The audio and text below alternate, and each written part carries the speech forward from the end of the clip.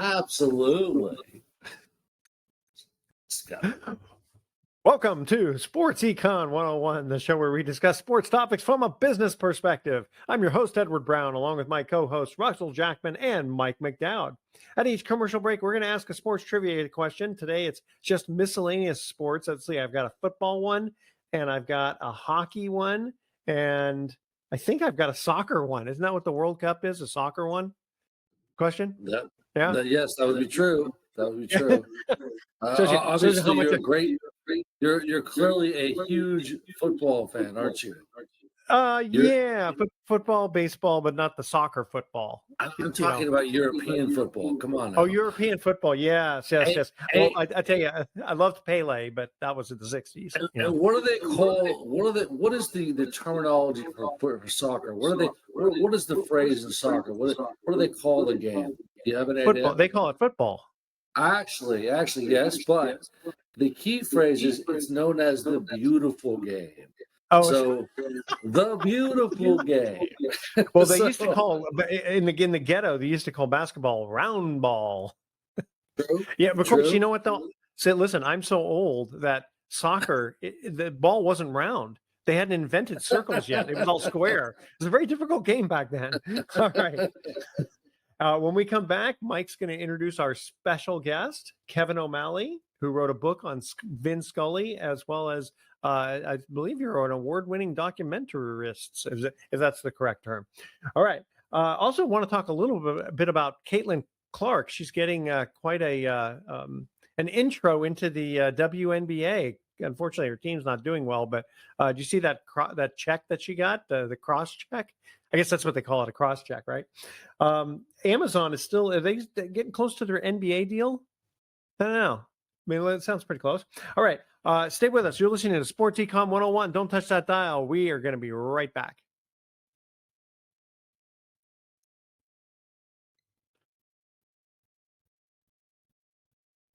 Welcome back to Sports Econ 101. I'm Edward Brown, along with Mike McDowd, Russell Jackman, and Michael. You're going to introduce our guest. Right now, you mean? Okay. Right now. I'll do it. All right, listen, it's going to be a fun show. Boy, if you like baseball, and even if you don't like baseball, you got to stick around because today we're going to talk about one of the most iconic soundtrack voices that ever did play-by-play. Play-by-play is not an art form. Today, we're going to talk to I'd like to say a friend of mine. His name is Kevin O'Malley. What a fine Irish name he has. Kevin was actually very instrumental and one of the folks that contributed to a wonderful book about a man who is known as the voice track of Los Angeles and Dodger baseball, the great Vin Scully, who passed away in 2022. Vin, and I know we have all types of folks watching and listening to our show, young and old, but I would say that Vin Scully was the quintessential play-by-play iconic voice. I don't think there's anybody that's ever been any better.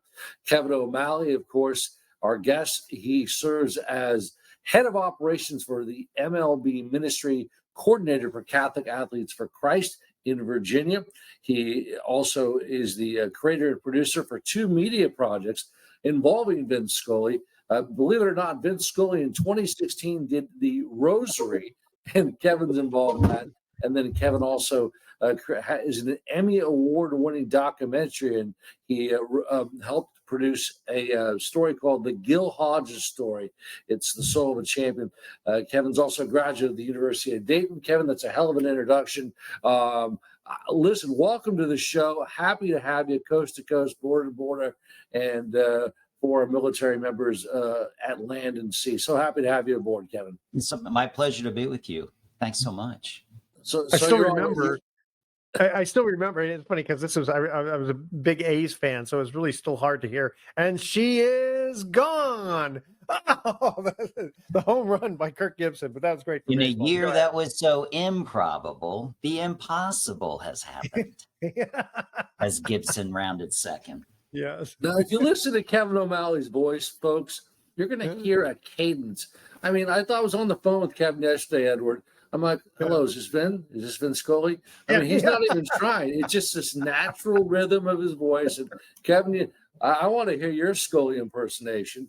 But Kevin, why in the world? I mean, it's probably the stupidest question you could ever ask. But I guess to honor the great legendary Vin Scully, what was the impetus behind that? Sure. So, all the credit really goes to a Los Angeles sports journalist named Tom Hofarth. Tom worked many years on the Dodger beat for the LA Daily News, knew Vin quite well. And he had this, thinking about Vin as many of us did after his passing in August of 2022. And speaking to folks, it just came to him that at Vin's funeral mass, that was, very small, family, friends, etc.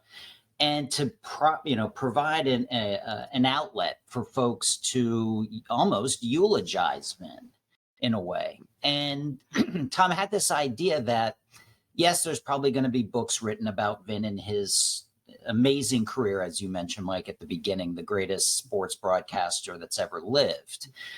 But why not put together a tribute book that looked at really the human aspects and the character of Vin? And that's what this book did. So Tom compiled 67 contributors, and I was incredibly honored and blessed to be asked to be one of them, to write firsthand account experiences with Vin in a multitude of areas. So there's chapters on his humility and gratitude. There's a chapter on patriotism, which he would interject throughout broadcasts across his long and illustrious career. And then faith and family was one chapter, and that's the chapter that I was asked to pen an essay to Vin on. So it was a great project. I know it's just recently released. Again, it's called Perfect Eloquence, an appreciation of Vin Scully. And there are 67 essayists, one for each of his years of broadcasting for the Dodgers, both in Brooklyn and LA. And everybody from Bob Costas, Al Michaels, Oral Hershiser, Peter O'Malley, Bryan Cranston from Breaking Bad in Hollywood, who was a close friend of Vin's. And just tying it all together. I mean, an amazing chapter. I gave a copy of the book to one of the radio broadcasters here in Washington for the Washington Nationals, who knew Vin just as a peer, and read the book. And he wrote me a handwritten thank you note. And he said, you know what, I'm going to start doing this more often because there's a chapter. And anyone who knew Vin, and I have many of them at my home as keepsakes, he would write a handwritten thank you note if you did anything for him. And so, to get now a thank you note from one of the radio broadcasters here, and now he's going to start kind of following that in those footsteps moving forward when he receives things. So it's a really uplifting book. Wait, you mean Vin didn't text all those 67 years? But what he did do, and I think somebody wrote in the essay, he and I would exchange emails over the last 10 years of his life. And I just always thought it was so cool. He always answered or wrote emails in all caps. And I think somebody mentions that in the book. Just that's kind of a unique trait that you always would get from Vin. It sounds like he's yelling at him. In a way, but I think that's just all he kind of knew how to do, maybe from typewriter days or something. I don't know, but it was always kind of cool. No matter what, either if he crafted it or even responding to one, he'd always write in all caps. Interesting. Okay. So that's the book, and it's getting amazing reaction, especially in the state of California. But Tom is kind of on a media tour and book signing tour at a number of book fairs in Los Angeles and the greater Southern California area, and people just really taken to it. Kevin, it's fair to say this book really, yes, it's about baseball and the soundtrack of the legendary Vinny Scully, but really it's a story about life. You and I were talking a little bit, but Vince Scully is a man that, like many of us in life, has gone through a number of tragedies. I don't think people understand or know about that. Personal stuff that affected his life. His faith is very strong, as you mentioned, as a good Irish Catholic kid, Vince Scully. But how do you even attack? How do you even attack this subject? Do you yes, he has the baseball side, but is it perhaps the life, the actual life of Vin Scully is perhaps even more fascinating? Absolutely. And that's nobody's ever captured that. Exactly. I mean, when you read this book, very little is about him being the greatest broadcaster ever. It's really more about the human. And, I'm very fortunate to have known him over the final 10 years of his life and to be with him in situations where, I mean, it's really, he's an amazing man. I mean, and everyone hears about it and you kind of sense that from seeing him on the air, but take that, he's 10 times nicer and better than what you think you know of him. And I've seen it so many times firsthand. I mean, he'll spend as much time with James, the security guard outside the Vin Scully press box at Dodger Stadium, as he will with a player or some Hollywood star who wants to come up and visit him in the booth. I love that humility. Okay, hey guys, we're going to cut to our first commercial break with a trivia question. Talking miscellaneous sports here. Okay, which quarterback's first pass attempt in the NFL was for an interception for a pick six touchdown? Now, there's a lot of those guys, but it's the hold on. Okay. Also, here's kind of an interesting hint. His first completion was to himself. What? All right, that's our trivia question. All right. All right. Email Edward at sportsecon101.com. The answer to this question: which quarterback's first attempt in the NFL was for an interception for a pick six touchdown, and his first completion was to himself? All right. Stay with us. You're listening to Sports Econ 101. Don't touch that dial. We are going to be right back.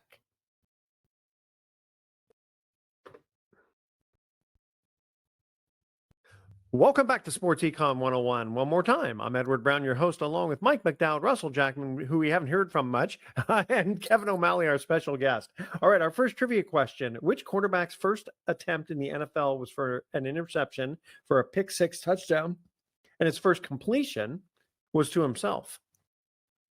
Russ, I'll guess you came back on. You know the answer to this? I'll say Peyton What's that? Manning. Peyton Manning? No. Anyone? How about Brett Favre? Yes. Brett Favre. Yeah. So I think what happened was he threw a pass and it got tipped and then he caught it and ran a few yards. Yeah. Very good. All right. That was our special guest, Kevin O'Malley. Now we have a special voicemail here that Mike wants to play. Yeah. So obviously Kevin was good buddies with the great Vin Scully. If you call Kevin O'Malley up, this is what it's going to sound like, ladies and gentlemen, boys and girls. You ready for this? Here we go.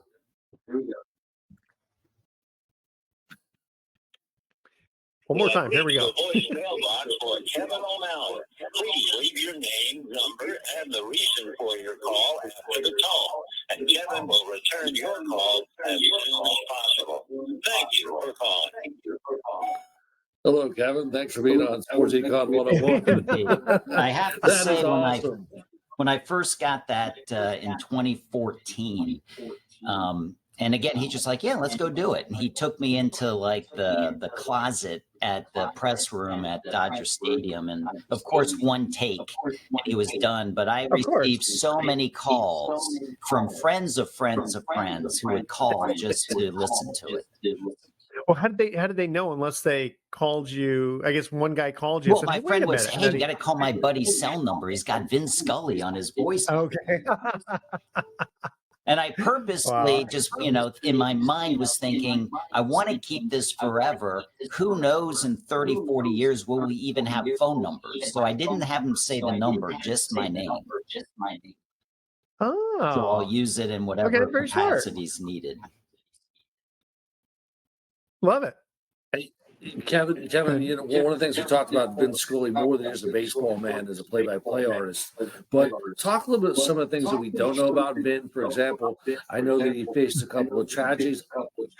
Many of us go through these things in life, but it really kind of is it fair to say to define him as a person on how he dealt with these tragedies and tell us what he endured? Sure. So most people know Vin was a very personal man, an individual. He really did not share much of his everyday life with the general public. But and he has stated in various interviews and TV interviews that the passing of his first wife, Joan, as well as his first son, Michael, in a helicopter crash in the 90s, that really it was his faith and his family that helped get him through those difficult moments. And he was such a positive man. I mean, no matter what trials anyone's facing, including himself, he was always able to kind of look to the good, and that everyone has hope. And that was always a central part of his general thinking. But yeah, well, there's this life, and then times. there's after this life, you know? Absolutely. So, 100%. You know, there's a funny, I remember after Vin passed, there was in the newspaper, I can't remember if it was in LA or not. It was a picture, a cartoon of Vin kind of getting to the pearly gates and facing the entrance into heaven. And the man at the gate said something like, "And look who's coming up." Just like he did with Kirk Gibson in '88. And no truer words spoken. I think he was welcomed into the gates of heaven in August of 2022. Oh, and you can hear Scully said, "Oh my, it's Mickey Mantle." You know, Exactly. hey, you know, Now, one you of the also, things, and Edward, I didn't mention this, but Kevin, you are the father of what, 5 girls? 5 girls and a son. Yes. Holy cow! wait a minute, hold on. And you don't have any gray hair? I don't. How do you do that? It's beginning to fall what out, but it hasn't turned gray yet. But I mentioned this in a very caring way because and you know I know you have a lovely wife and that's beautiful but Vin, when he lost his wife, he was a single father for a while, wasn't he? He was, and then as fate would have it, he met Sandy, who was working for the Los Angeles Rams at that time. And this is a great Vin story. So she came from a prior marriage with 2 children, and then they had 1 child together. So they had a total of 6 children. And they lived not far from Florence Henderson, the mom on the Brady Bunch. Oh, yeah. And he said, Yeah. "Flo, I have to tell you, family squabbles don't get solved in 23 and a half minutes." That's great. That was awesome. But, you know, I would I would tell Vin, I would tell him, like, you're the real life Forrest Gump. I mean, think of where Vin was at these various magic moments in baseball, not only baseball history, but in his personal life. So people don't realize he lived just a few doors away from Ronald Reagan before he became governor, and stayed friends with Reagan throughout his governor time, and then obviously as the president in the 80s. He, in 1950, after the 57 season and the Brooklyn Dodgers moved to LA, he and his first wife lived on the west side in a 2-story apartment complex.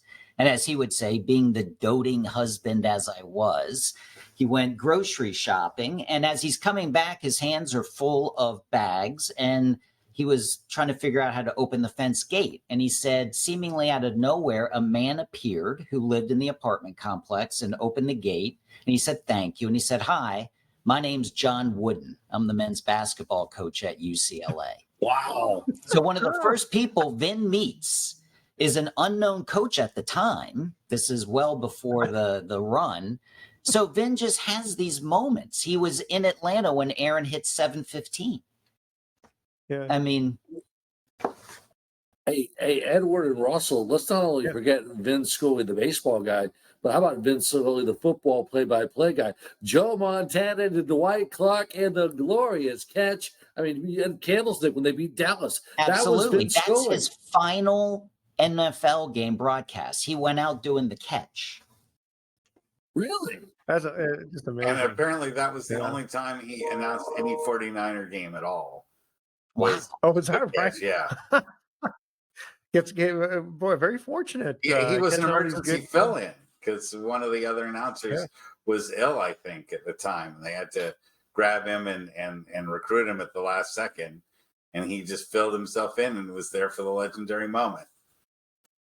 So, you Well, know, it's it's amazing just these because event after event after event. And, you know, he's got such great ties to San Francisco, really beginning.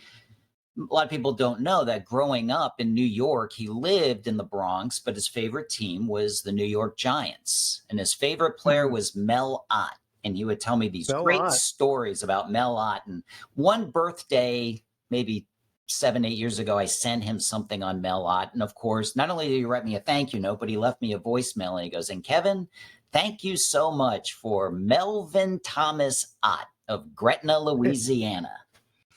So he who loved hit Mel Ott. 511 home runs, the same number that Cy Young won. That's why I Absolutely. remember. Yep. Yeah. And he, Yeah, you know, like he often stated, and he ended his career in San Francisco in October of 2016. His final broadcast on that Sunday in early October. And he got to meet at that time. He's met him before, but Willie Mays came up in the booth because Vin always said that the greatest player he ever saw in his 67 years was Mays. That's you know, it's funny. I haven't been around 67 years, but I used to watch Willie play at Candlestick and all that, and then just in general, best all around player. Yeah. Yeah, it's hard to argue that for sure.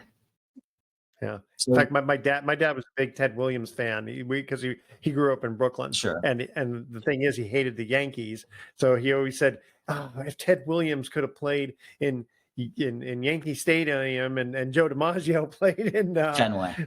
In Fenway, then yeah, things would have been a little bit different. Oh boy. Hey. Okay, we have a couple more minutes before we have to go to a break. What else? What other sports stuff did you guys want to cover? Go ahead. Well, I got to ask Kev. First of all, there's a couple of as for folks that don't know this, you know, our show is really based out of the San Francisco Bay Area. And before I hit those, Kevin, I know there's two stories with the Giants that you have, and Vince Scully tells an unbelievable story about a giant pitcher. And I know you know what I'm talking about. Fill us in and give us the Sure. clues. Yeah. Okay. Hey, Kevin, Yeah. I'll tell you what, we have to go to a quick break, but I definitely want to hear that story, and, We'll and get the to audience does too. So we'll keep, as we say, we'll keep them in suspenders. There you go. All right. Hey, now this one we got a hockey question this time. The highest scoring pair of brothers in the NHL were which two brothers? And you have to give me exactly how many points they had each. No, I'm just kidding. That's our. I'm just kidding about that. Okay, the highest scoring pair of brothers in the NHL were which two brothers? All right. Email Edward at sportsecon101.com that question. We'll see who's the first one who knows a lot about hockey on that one. All right. When we come back, Kevin O'Leary. I tell you, my head's in the business mind. Kevin O'Malley, excuse me, Kevin, is going to go through another Vince Scully story. Stay with us. You're listening to Sports Econ 101. Don't touch that dial. We're going to be right back.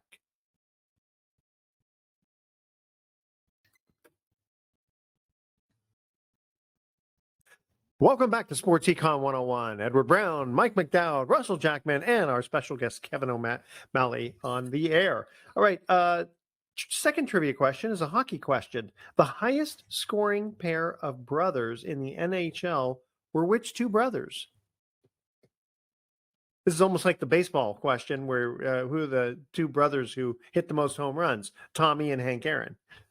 Exactly. Or as Al Adels used to say, when we say, hey, Al, tell us a story. He goes, well, one time me and Will Chamberlain scored 117 points in one game.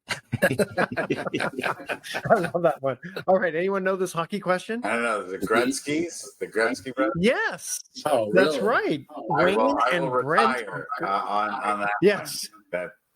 Okay. It's the only so hockey Wayne question I think I'll ever get right on the show. Yeah, I know. I was gonna Me, say the me Howell too. And I didn't even get this brothers. one. Okay, so Wayne had 2,857 points, and Brent had 4. Didn't know there was a But Brent Gretzky playing. So I know. you That's got why me on it that was one a little bit along. tricky.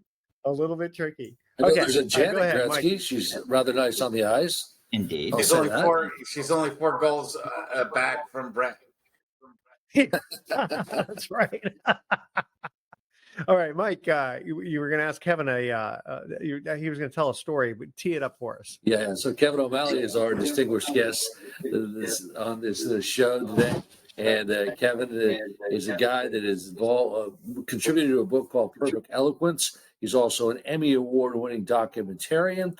And Kevin, one of the things we don't know about Vince Scully, talk about his love of country, and you can fill us in the rest. Sure, and that's there's a chapter in the book just on that, on history and patriotism. But there's a famous clip that you can find on the internet of Vin as the camera would pan maybe between pitching changes and in the audience, and you could see a veteran of World War II.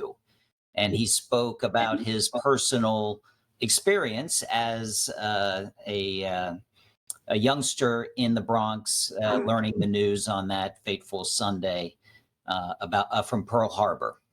And he said that was the only time he remembers his father ever cursing, was when the news came out that Hawaii had been bombed. Man. Yeah, that must have been an unbelievable day. So how about this? Did Vince Scully ever curse? I could just hear them with those golden words. Yeah, I mean, he would always, if there was a baseball fight on the field, and a lot of times the cameras would catch, if you can read lips, you would know what they're saying. And he goes, for you youngsters out there, if you read his lips, he's saying fertilizer. Fertilizer was always the F word that Vin would choose to use in place. Very, very classy. Yes. Very classy. Really appreciate that. Hey guys, we got about 8 minutes to go. Love having Kevin on. Are there other sports topics that you guys want to cover? We got the basketball finals coming up here. Well, I do think it's worth mentioning the death of Larry Allen. Oh, Yeah. He was a legend as far as offensive lineman goes. It's often that the offensive line is something that gets overlooked in football. Yeah.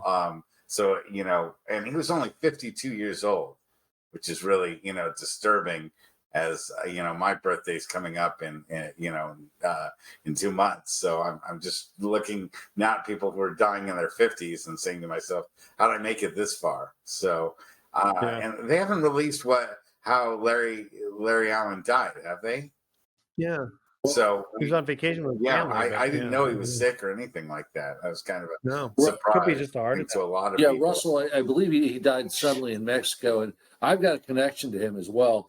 Of course, for folks who don't know who Larry Allen is, he offensive lineman, Cowboys, 49ers. More importantly, Vintage High School, Napa, California, dominant player. So, Butte College, he played where Aaron Rodgers played. And on top of that, he was the greatest player in the history of Sonoma State University.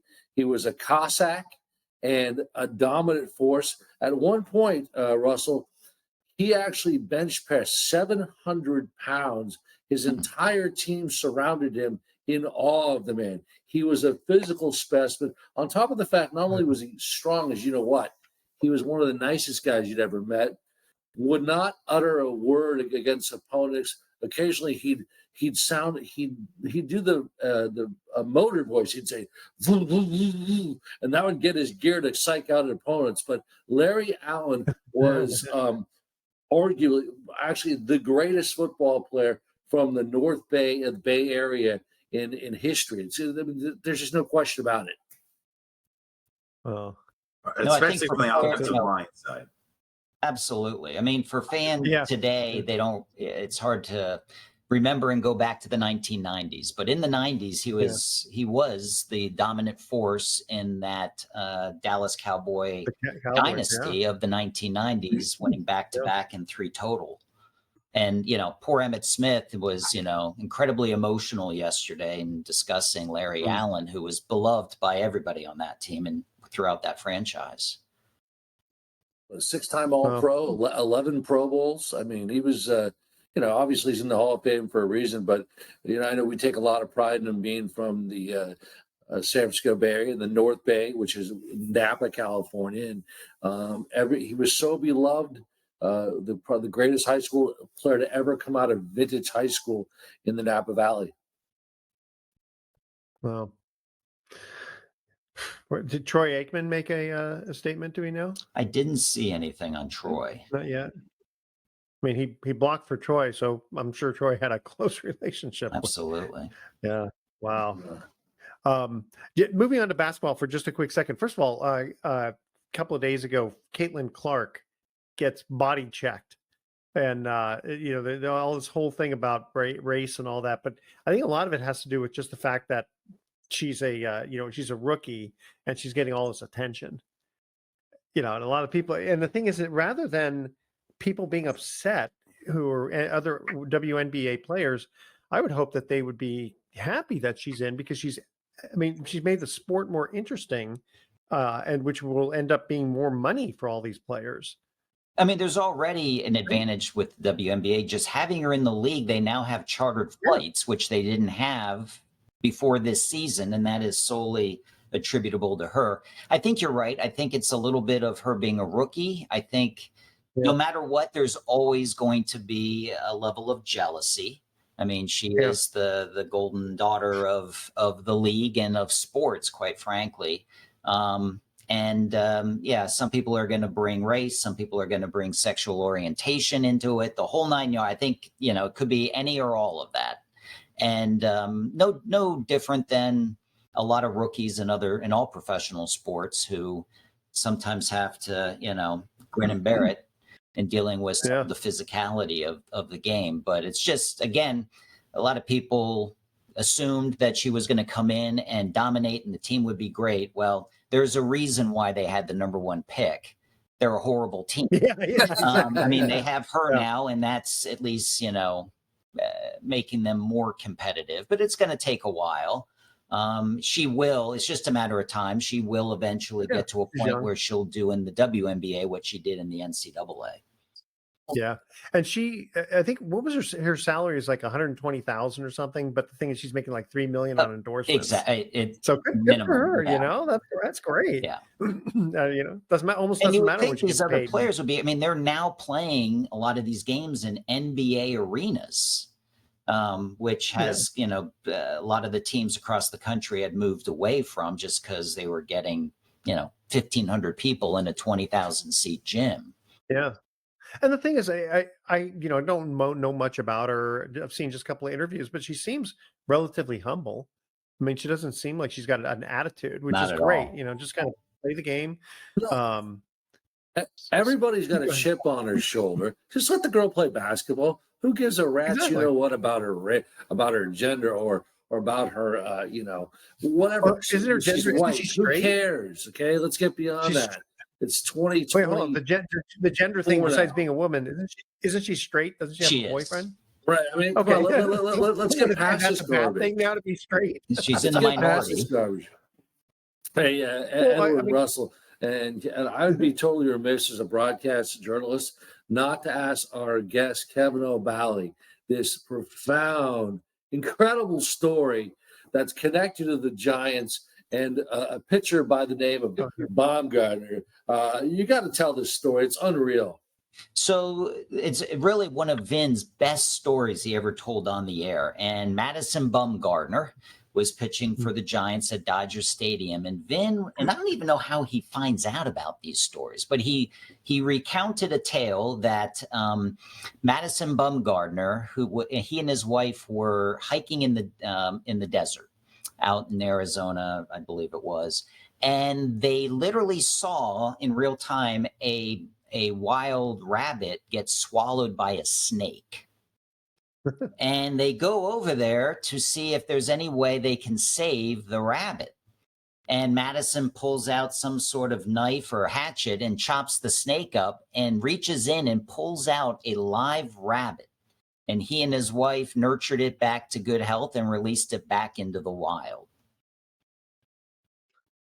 Just an There you go. amazing.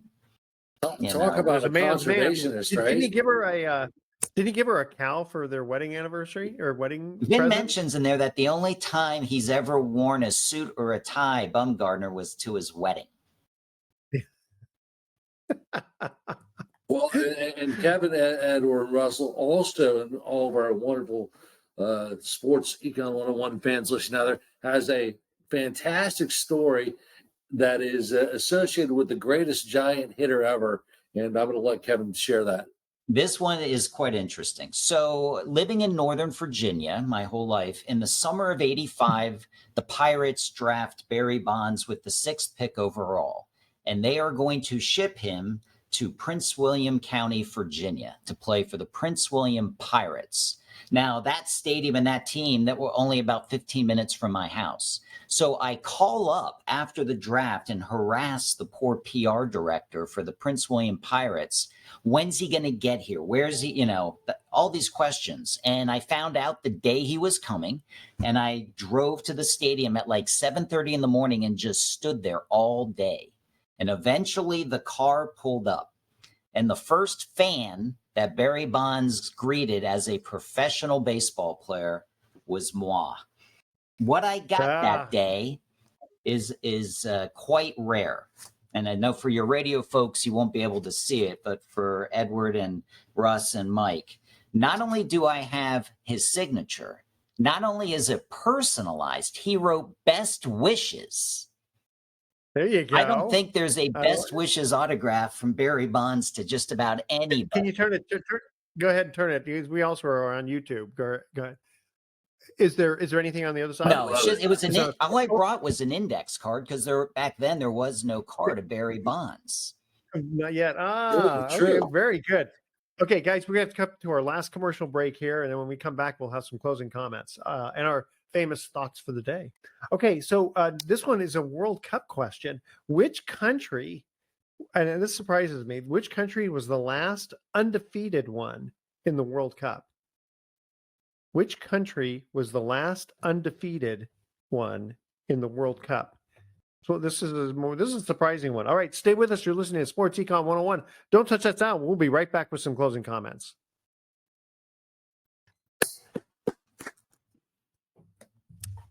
Welcome back to Sports Econ 101. Last time for today. I'm Edward Brown, your host, along with Mike McDowd, Russell Jackman, and our special guest, Kevin O'Malley. All right, third trivia question. This one's on the World Cup. Which country was the last undefeated one in the World Cup? Mr. Mike, yes. I'm going to just go on a limb. I'm going to say Uruguay. It's not Uruguay? But Uruguay was the only one where every player ended in OUV or something back years ago. Every single player had that last name. Moskanov, Milanov. But that's not the answer. And I guess what they figured is that if they didn't tie, right? Because if you tie, you're not undefeated or something like that. No, actually, it was New Zealand. New Zealand. Yeah. What I don't year know if it was was Brazil that? or Italy. What's that? What year? Oh, it was like 10 years ago or something. Really? Hold on, but they Yeah, never everyone's won gonna have to look that up. So you're just saying I can always make these things up. Nobody will ever know, but I did. I did. I looked these things up. you're saying it's a team that actually played in the World Cup because they never won a World Cup. New Zealand's never won a World Cup. Which is the last undefeated. New Zealand's never won a World Cup. No. Okay. I can Audience, 110% forget this guarantee last that. question then. All right. Let's just move on to our thoughts today, or else people are going to think I'm an idiot. Okay. So someone asked me if I were stranded on a desert island, what book I would bring. I said, How to Build a Boat. And start each day with a positive thought, like, I can go back to bed in just 17 short hours. I like that, especially for all us hardworking people out there. All right. Again, Kevin O'Malley, thank you again for being our guest today on Sports Econ 101. And audience, tune in next week to Sports Econ 101. next week, where we're going to be discussing sports topics from a business perspective and asking more sports trivia questions. Thanks for listening. On behalf of our team, I'm your host, Edward Brown. We'll see you next week. Adios. Welcome to Zealand. Okay. So long.